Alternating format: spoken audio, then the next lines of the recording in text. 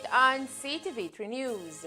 Belize under Phase 3 as Tropical Storm Sara approaches. Warnings issued for coastal areas. Prime Minister John Bresseni returns home early from Mexico amid tropical storm threat. He addresses the nation. And Kaya authorities investigate suspected drug plane landing in Frank's Eddy. These are some of the stories we have for you tonight in our newscast for Friday, November 15th, 2024.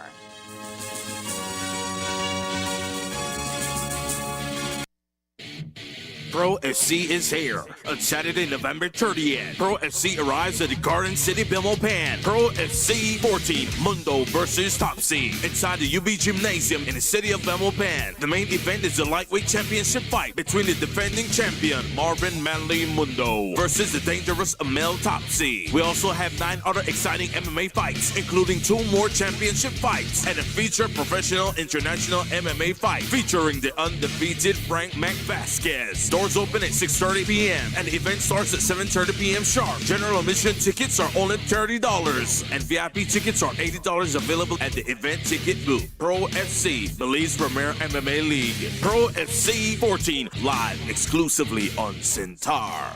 Pro FC 14 is brought to you by Smart, bringing people together, the Belmopan City Council, and Express Plus app, streaming entertainment.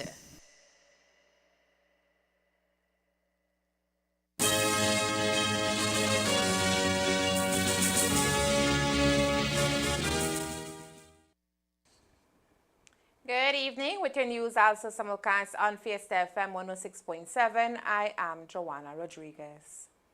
The country of Belize is currently under Phase 3, Red 2 of the National Hurricane Plan in response to the developing situation of Tropical Storm Sara. This phase, signified by the display of 2 red flags with a black center, indicates that a tropical storm or hurricane appears likely to make landfall within 36 hours. In light of the impending storm, a tropical storm warning has been issued for the entire coast of Belize, including all of the keys in Belizean waters. At approximately 3 p.m. local time, Tropical Storm Sara was located about 160 miles southeast of Belize City, positioned at latitude 16.2 north and longitude 86.2 west.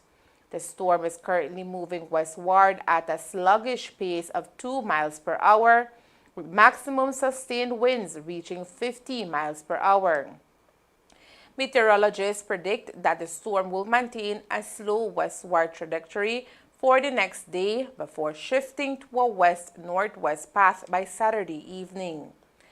While there is uncertainty where the system will track, forecasters predict it will be down south. Image, I was showing the cone of uncertainty associated with Sara and showing that it covers from about southern Belize to just almost the full north of the country. So there is still some uncertainty on where the system will track, but the most probable track, which is at the center of the cone, is that the system goes and makes landfall somewhere between Dangriga and Placencia based on this current forecast. Am I good? And the Yes. timing is on Sunday morning, according to this forecast. So what I'm presenting on the screen is the 24-hour rainfall accumulation since midday yesterday, Thursday. And what you can see, I'll zoom in a bit, is that the western part of the country where the flooding was reported last night received the highest accumulation with rainfall totaling up to about almost 4 inches. Bullet Tree Falls recorded 94.8 millimeter, 96.6 in Santa Elena. And most of this occurred during that time of the heavy rainfall, resulting in flash flooding in those areas. The rest of the country has been getting rainfall as well, but not as high. We have about 1 to 2 inches over the northeastern parts of the country, including Belize City, Ladyville, and San Pedro. And the feature of interest, of course, is what is occurring near to us here on the western side of the image. We have Belize, Guatemala, Honduras, the Gulf of Honduras, and Yucatan, and you can see deep convective activity associated with Tropical Storm Sara. A closer close-up of Sara shows activity, bands of showers that I showed you on radar, but this is from a satellite perspective now. And the circulation of the system is somewhere within this area at the moment. And you can see that we have convective activity coming across into the area associated with this tropical storm. In terms of the models, this is what the global forecasting system, also referred to as the American model, had as of midday today, showing pretty much what is occurring in terms of the curve bandings with Sara and the low center somewhere over northern or just north of, on the north coast of Honduras. If I forward this image in time, you will see that the system kind of stalled there, which is currently what has been occurring. The latest update has it moving just at 2 miles per hour and still moving to the west with maximum winds of 50 miles per hour. So for tomorrow morning, according to the GFS model, the low will remain pretty much where it is, but we will continue to have bands of showers and thunderstorms coming across Belize. And then if I advance the frame 24 hours later, which is 6 a.m. on Sunday morning, you can see the low pressure center now along the coast of Belize. And according to this model, it will be a bit weaker. Again, like I said yesterday, models are just an estimate of what can occur.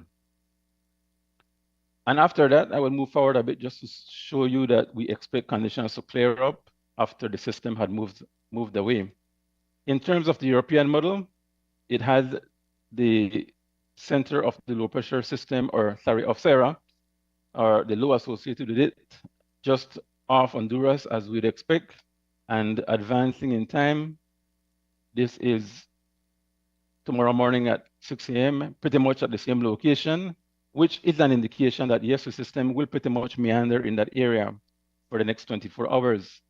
After that, it makes a gradual move to the west-northwest, and according to this model, moves along the coast or near the coast of Belize, again, early Sunday morning. So both of these models are indicating that the system will eventually will stall for the next 24 hours or meander pretty much where it is, and then begin to make a move to the west-northwest towards our shores later on Saturday, with a potential landfall on Sunday morning, late, could be before 6 a.m., between, I would say, 3 a.m. and midday on Sunday. It is still.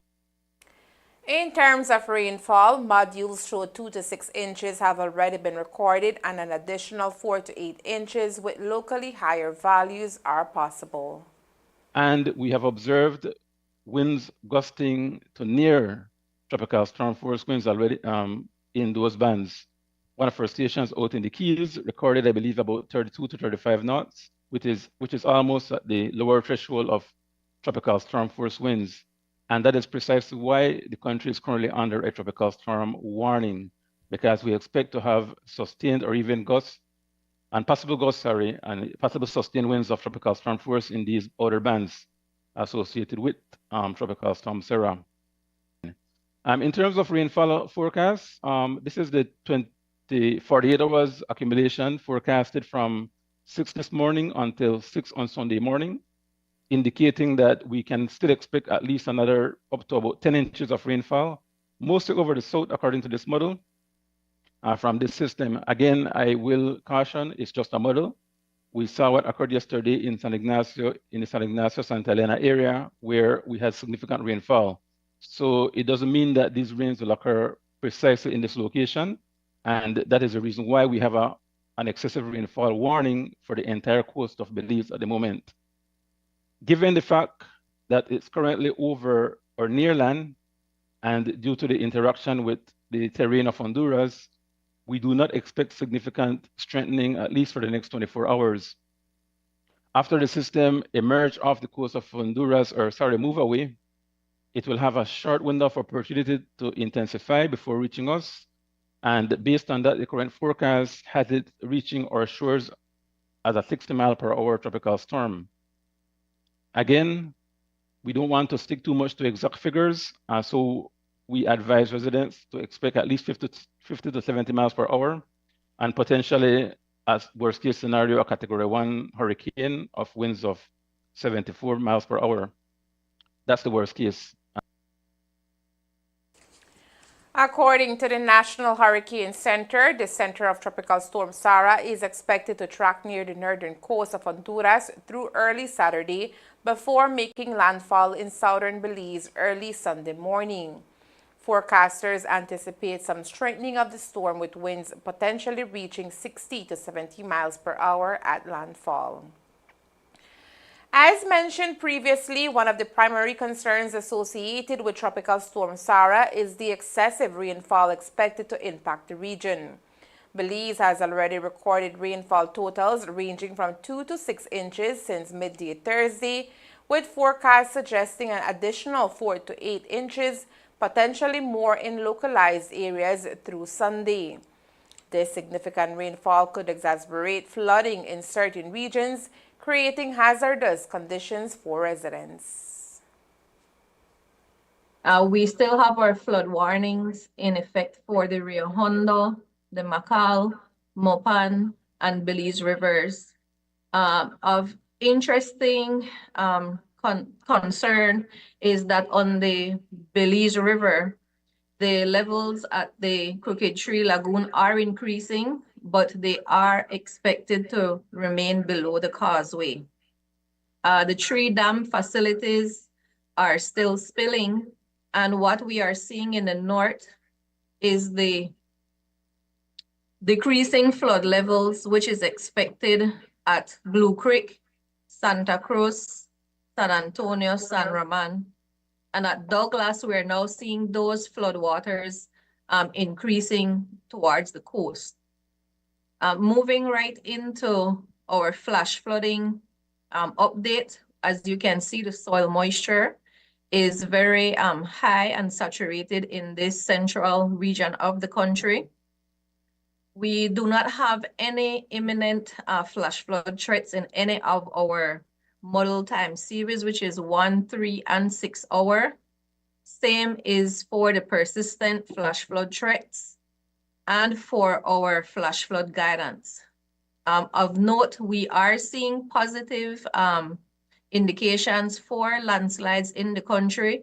You can see it here for Honduras, but for Belize, we just have some areas in the north that we will need to be monitoring for our landslides.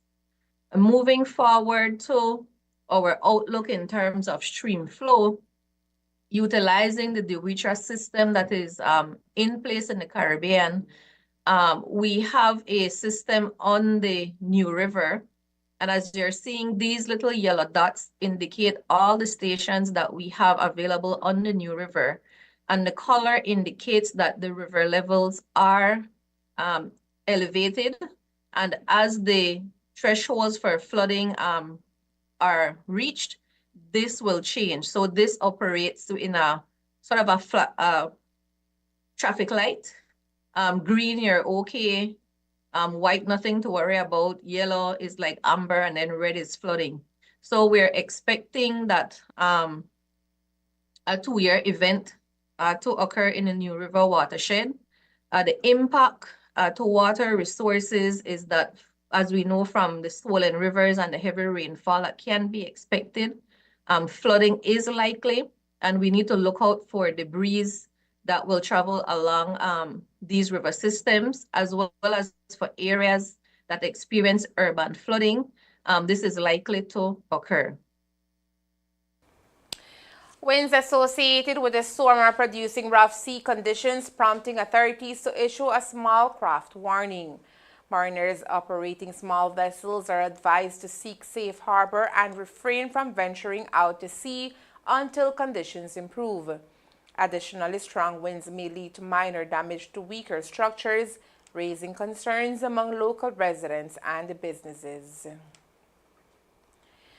As Tropical Storm Sara continues to approach, authorities are closely monitoring its development and potential impact on Belize, urging the public to remain vigilant and take necessary precautions. In the case of the National Emergency Management Organization, NEMO, it continues preparing for potential flooding in parts of the country. For us here at the NEMO Secretariat, we continue to monitor in collaboration with the Hydrology and Meteorology departments, and we are prepared to support any response as required. Again, we are anticipating high rainfall and strong winds, and we are preparing for potential flooding in parts of the country. Points to note, as we have been indicating in the advisories, all interests, especially those in southern Belize, must pay close attention to this system and need to prepare the emergency plans now.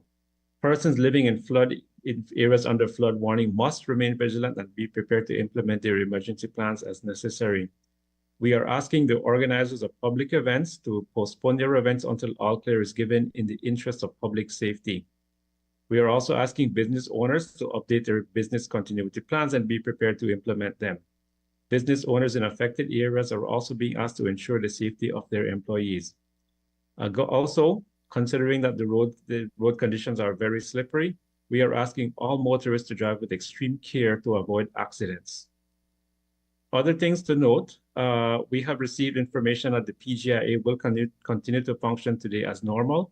Operations on Saturday may be impacted, so passengers are asked to expect delays. This will be reviewed tomorrow and will be updated as necessary, so please look out for a statement from the Department of Civil Aviation. Also, water taxis will continue to operate today. Operations will close at midday tomorrow.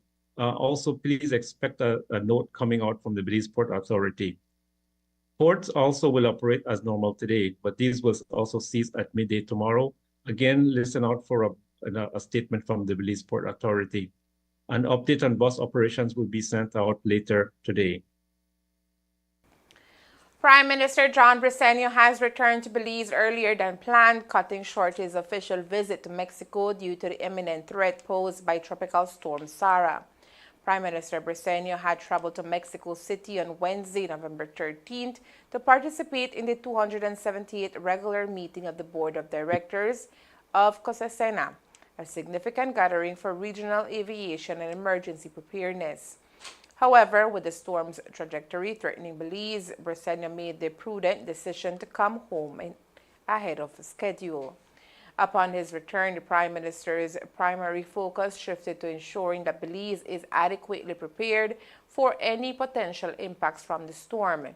He will be collaborating closely with the National Emergency Management Organization, NEMO, to oversee disaster preparedness efforts and coordinate response strategies for areas likely to be affected. With the safety and well-being of Belizean paramount, today the PM urged the public to stay alert and his official updates as he addressed the nation. My fellow Belizeans, Tropical Storm Sara draws closer. We expect Sara to make landfall south of Belize City on Sunday night, which means the storm will have its greatest impact on the southern half of our country. But it is possible that effects will be felt as far as Corozal, since Sara is a large storm presently extending out as far as 115 miles from its center. At 3 p.m. local time, Tropical Storm Sara was located near latitude 16.2 north, longitude 86.2 west, or about 160 miles southeast of Belize City. Sara was moving to the west at 2 miles per hour, with maximum sustained winds of 50 miles per hour.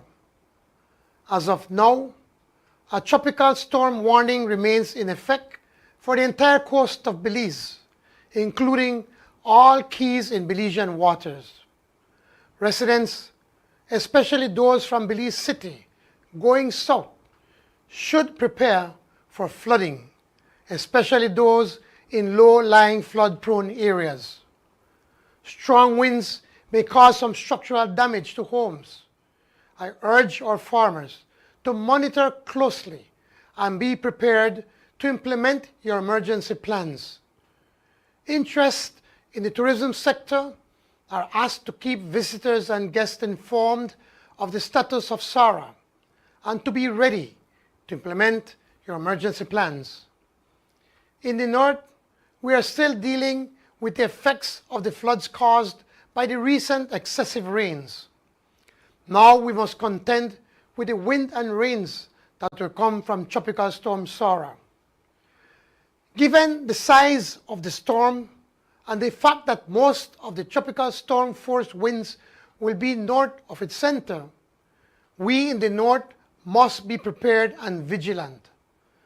Let us not take anything for granted. If you live in a low-lying area, I urge you to seek higher ground. Shelters in affected areas will be opened if required. As we all know, the winds may blow, the rains will fall, and for sure, we'll be better at dealing with their effects by being prepared. In preparing, let us put the safety of our loved ones first. Let us also do whatever we can to ensure the security of our homes and possessions. As we weather the storm, know that your government is here for you. Our NEMO personnel in all major sectors are ready at work, making sure that the nation is ready for any and every disaster. These are men and women who leave their homes and families so that your home and families can be as safe as possible in the event of a storm. And even after the storm has passed, they will be on the ground in affected communities, aiding and working to get our lives back to normal as quickly as possible. Please remember, preparedness is key to minimizing the impacts of Tropical Storm Sara. Continue monitoring the system very closely. Only follow official information coming from the national authorities and the Met Service. Now is the time to activate our emergency plans. Remember, stay safe, remain vigilant, and continue to support one another. Thank you, and may God continue to watch our beloved nation.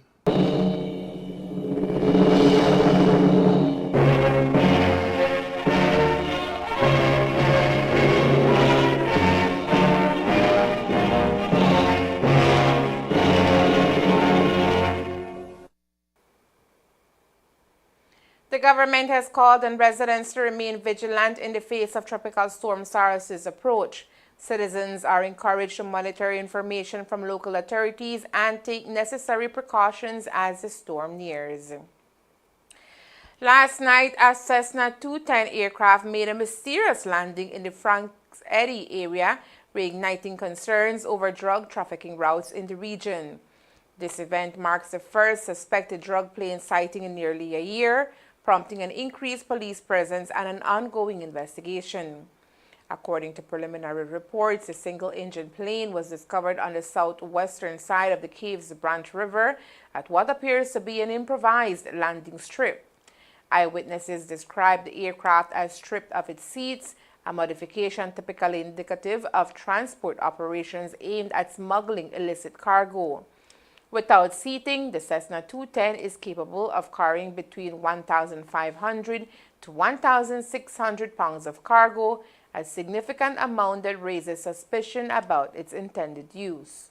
Police have not yet released official statements confirming the incident or providing additional details, but surveillance and investigation efforts have been underway since early this morning. Coming up next, Halima Hoy represents Belize at the third Miss Universe, a cultural showcase, and an ambition quest for glory. Stay tuned.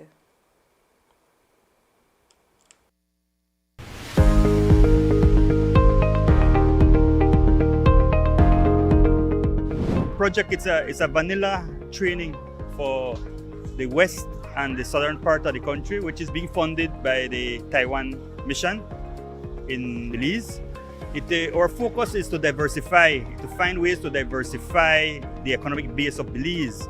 And we had identified that there may be some competitive advantage in the vanilla sector. While Belize doesn't have much production right now, there seems to be an interest in the international market for Belize gourmet vanilla bean.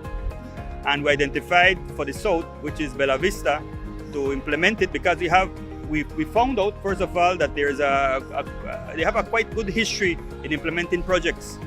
We're training 30 women, okay? okay, and girls. A partnership with the school, with the high school, where they're bringing in at least a little less than half of the persons that will be trained are young girls, youth. Vanilla is native to Toledo District. It is easy to grow. It can be grown in the backyard. It requires no special skill. You don't have to go far off to a plantation to do it. So it really lends itself to rural what we call home gardens. And is a way to generate income for households. The demand towards women is so high, the expectations are high, and the rewards are always low, especially to the members, those who will be taking this course. Take advantage of it, work hard. You know, in 2022, when that email came to me, at no point I ever think that we will have this opening of this training in Bay of in my village. But I took that initiative, I did it right away. You know why? Because I did it for the betterment and the progress and the development of our beautiful country, Belize.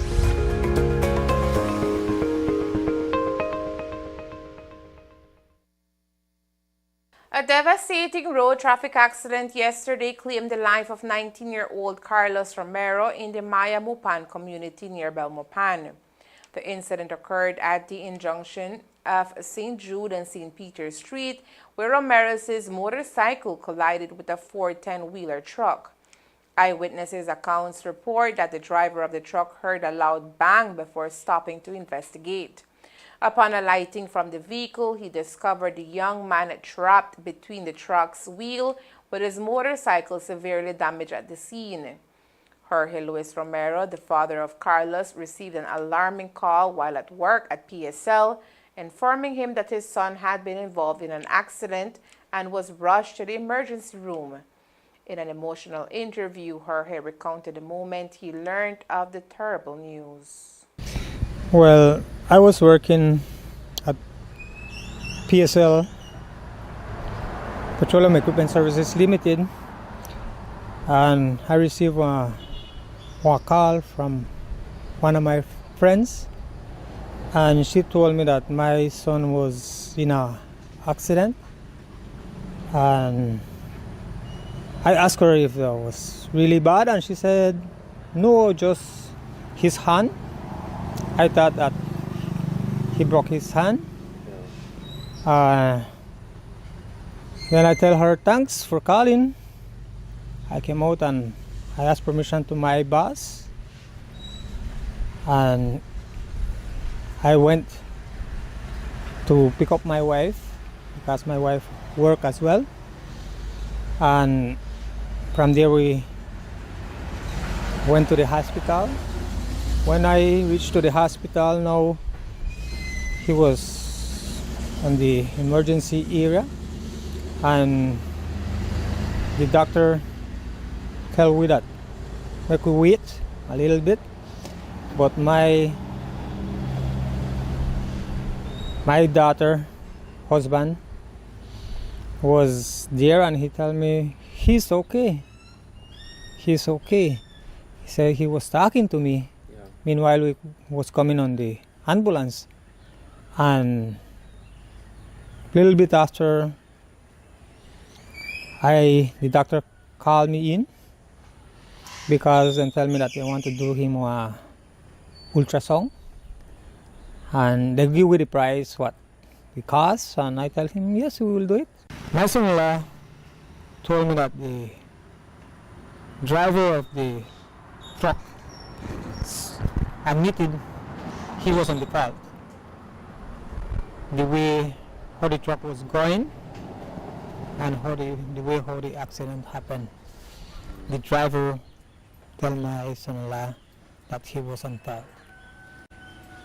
And what my son-in-law told me as well, that the truck never stopped, like it continues, and they stop him.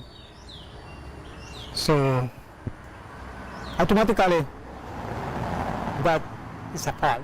That's against the law to move a vehicle if you knock anyone or he are in an accident. Little did Romero know that everything would take a turn for the worst. Carlos Romero began experiencing complications while undergoing treatment, and minutes after, he succumbed to his injuries. And then the complications start. He started bleeding in his nose. Instant and take me out again from emergency room. And about 20 to half an hour, they call me back and they give me the bad news that my son was passed away. As the community mourns the loss of a young life full of potential, Jorge described Carlos as a dedicated young man with aspirations. My son, he was working. He did deliveries. And here he was his station. He works from phone calls along with my son-in-law. Then my son-in-law do the same thing. And my son-in-law call him, or customers call him as well. He was working, and he was like a one man. The incident has sparked an ongoing investigation by local authorities as they seek to piece together the circumstances surrounding the crash. Meanwhile, Carlos Ramirez's body awaits a post-mortem examination. Earlier this week, we told you about the disappearance of 15-year-old Zuri Ramirez, a student of Corozal Town. Tonight, the good news is that she is back home safe with her family. However, there is another teen missing tonight. This time, it is 17-year-old Princess Delma Cortez from the village of Progreso in the Corozal district. She has been missing since July of this year when she traveled to San Pedro but never returned home. Cortez is described as being of light brown complexion, 5 feet 4 inches in height, has curly brown hair, and weighs approximately 135 pounds. Cortez's mother reported her missing this week. Anyone with information on the whereabouts of Cortez can call Crime Stoppers at 922 or the nearest police station. The National Catholic Primary Schools Principal Association in Belize is an organization that represents the principals of Catholic primary schools across the country. It is involved in promoting the mission and values of Catholic education and providing support and resources for school leadership. Today, the organization reached a milestone as it completed the revision of its memorandum and articles. It's a work that has been in the making for the past year, and now the draft is complete. The document will be sent to heads of the association in each district. What will be the next step forward now? All the different associations at the district level, they will be receiving a copy to get us a feedback, and we're going to be sending that out, and we're going to be completing. So today again is just the finalizing the revision, the draft, and then that is going to be it for it. Right. What were some of the points that were revised for this new document?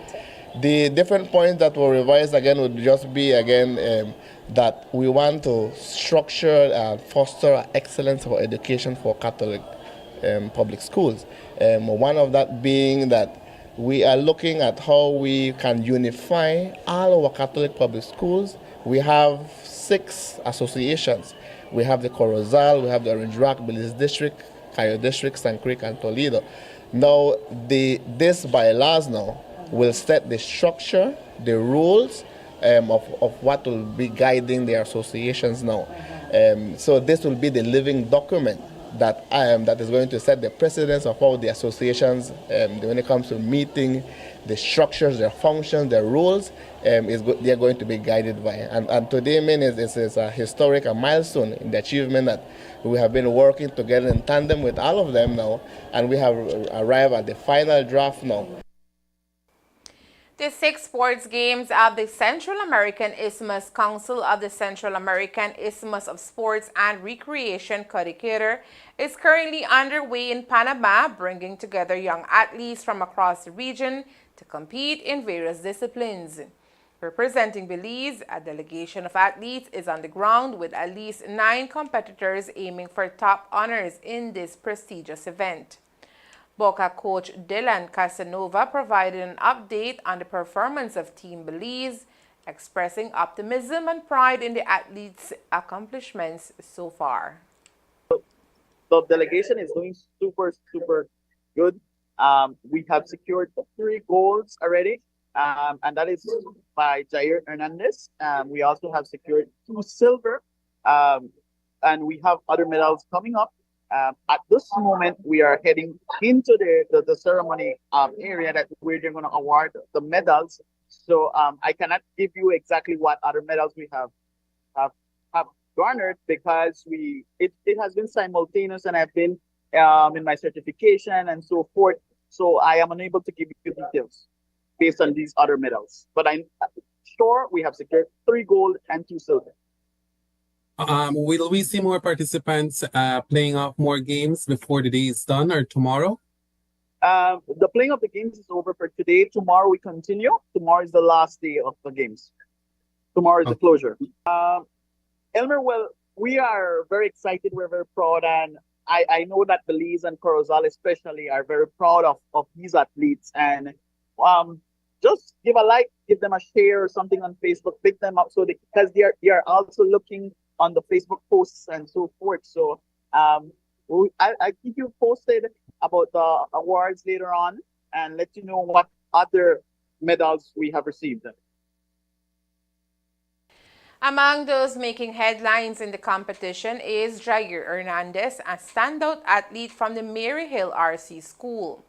Principal Guillermo Pech Jr. shared his enthusiasm for Hernandez's success, who has already secured 3 gold medals in the games. We're so excited, that one of our students, like how you said, is representing not our school or district, but also the entire country. It's a group of them that went over there, and really they're putting, Belize on the map. And for that, we're grateful and we're happy. I'm in constant contact with his mom, Mr. Hernandez, and also with Mr. Lino, who is the director of Special Olympics. He was the one that, took charge and took them to Panama last Monday. So they'll be coming back this coming Monday. So, we're excited that, getting all the feedback of what he's doing. So far, he has won 3 goals. It's on the 100, the 200, and the 400. He won the 3 goals. Yeah. But obviously, there are more medals, silver, and others from the other athletes. But Jair is getting the goals. So he's the golden boy. And as his principal, how do you feel about that? Well, obviously, we're so happy, that Jair is over there. Jair is the one that's always running. So he was the one that, we'll be seeing that he's running around. So all that running you paid back. But we're so happy that he's part of us and that he's there representing our school also, like putting our school also internationally, being there. It just gives us the little tingling and happiness, that it's one of us over there. The Corrugator Games feature athletes from El Salvador, Guatemala, Honduras, Nicaragua, as well as the host country, Panama. Team Belize is anticipated to return home on Monday. And there is more news after the break. Stay tuned. Pro FC is here. On Saturday, November 30th, Pro FC arrives at the Garden City Bimmelpan. Pro FC 14, Mundo versus Topsy, inside the UB Gymnasium in the city of Bimmelpan. The main event is the lightweight championship fight between the defending champion, Marvin Manley Mundo, versus the dangerous Amel Topsy. We also have 9 other exciting MMA fights, including 2 more championship fights and a featured professional international MMA fight featuring the undefeated Frank McVasquez. Doors open at 6:30 p.m. and the event starts at 7:30 p.m. sharp. General admission tickets are only $30 and VIP tickets are $80 available at the event ticket booth. Pro FC, Belize Premier MMA League. Pro FC 14, live exclusively on Centaur. Pro FC 14 is brought to you by Smart, bringing people together, the Belmopan City Council, and Express Plus app, streaming entertainment. This plan, I can't leave this plan. Smart Belize. Hey there, smart thinkers. We're turbocharging your mobile experience with Smart's powered up postpaid plans. Imagine a world where your data speeds flows faster than ever. Well, guess what? We've cranked up the dial and unleashed the postpaid power of Smart's lightning fast LTE data on all our postpaid plans. That's right, no speed bumps, more data. It's like having a limitless highway of data speed at your fingertips. Whether you're a lone ranger with an individual plan or a squad rolling with a group plan, everyone gets to surf, stream, and share at enhanced, full, high-quality speed. Switch to Smart's powered-up postpaid plans today and ride the wave of postpaid power. Visit any Smart showroom or smart-bz.com for details and make your mobile experience smarter and faster. Smart, bringing people together. I know I can't leave this plan. I can't leave this plan.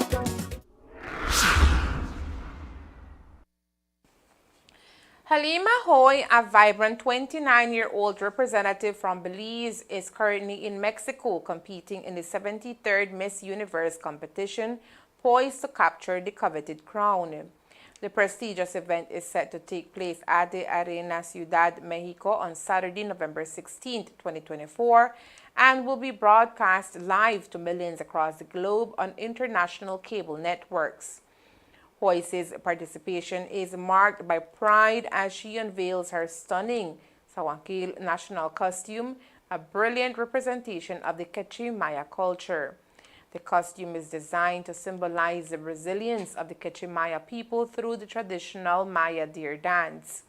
In a recent promotional video, Hoy showcased her costume, which features an array of mirrors and embodies the rich, vibrant colors of Belize.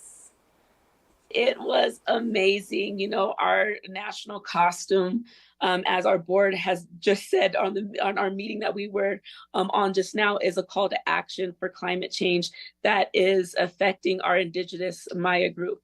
And we wanted to celebrate the diversity within Belize, and what great way to celebrate that diversity by honoring a message that our indigenous people have spread amongst our community, and also call our country to take care of our environment, because that's the environment that feeds us, that makes us the jewel that we are. Halima went out there and she did the deer dance. She sprung out her cape that showed the climate change message, and we were just so teary-eyed and so excited. As you can see, my voice is gone because we were screaming so much, but we were definitely proud. Arthur, do you agree? Yeah, I definitely agree.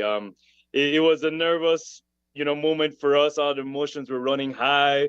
We were excited, nervous at the same time. But when Belize was called and she stepped on that stage, oh my God, the amount of pride we felt and the joy, and she worked that stage, she made them know that we're here, Yes, so the dress was fabricated by Cesar Funes, and it was definitely a collaborative effort for Cesar. He had to put up with about 3 rounds of sketching, and we basically just had a bunch of visions that we threw at him, and the talent that he is, he was able to bring that vision to life and also contribute his creativity.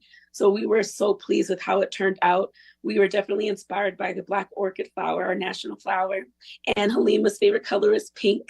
We think the color looks excellent on her. So we said, you know what, let's just go for it. Let's give everyone a bit of color. And I'm glad that we ultimately went with that choice. Belize has yet to win a Miss Universe title, and Oy is determined to change that narrative as she garnered support from Belizeans at home and abroad. The buzz around her participation builds. We analyzed her full performance. We were going to give her some feedback so that she can even rock it even more tomorrow night. We are leaving no stone unturned. She has the support of her country in person, spiritually, mentally. Everyone is sending her messages, posting online great messages of excitement and cheering her on. And I just want everyone to keep that up. It's so appreciated. All the businesses that have been backing our organization have been sending out messages of gratitude and hope to Halima. It's so appreciative. She has captured the hearts of people worldwide.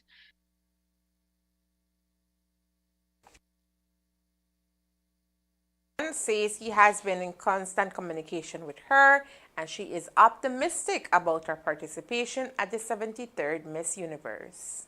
She's very excited. You know, this is a once in a lifetime experience. You know, she's soaking it all up in.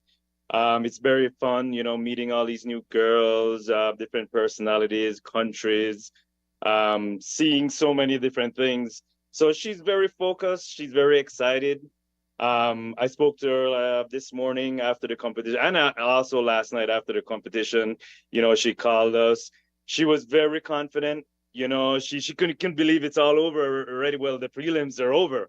You know, it's like it just came and went just like that. But she felt really good in her performances, and we just have to, like what Destiny says now, channel her focus now to the next competition, which is tomorrow, and let her shine even brighter. Viewers can support Halima Oy by casting their votes via the Choicely app available to download, as well as liking and sharing her posts across various social media platforms. The 73rd Miss Universe pageant will also be accessible through the Express app, exclusively offered by Centaur. The Belize Bureau of Standards is set to implement significant changes to food labeling regulations, aiming to enhance consumer safety and clarity for residents. The proposed standard, known as Belize 1 Part 3 2024, will institute mandatory requirements for all prepackaged food products sold within the country. In a recent statement, the Bureau outlined the key components of the new regulations, emphasizing the need for clearer, more informative labels that prioritize consumer rights. The initiative comes as a response to emerging trends in food labeling, alongside a desire to mitigate instances of fraud and deception stemming from misleading product labels. Belize 1 Part 3 2024 revised specification for labeling Part 3. Labeling of prepackaged foods has been established to ensure that all manufacturers, importers, distributors, and entities involved in the production of trade or prepackaged foods comply with modern standards, the Bureau declared. Key features of the new labeling requirements include the 1. Nutritional Facts Declaration. All prepackaged foods will now be required to display nutritional information clearly, enabling consumers to make informed dietary choices. 2. Allergen warnings.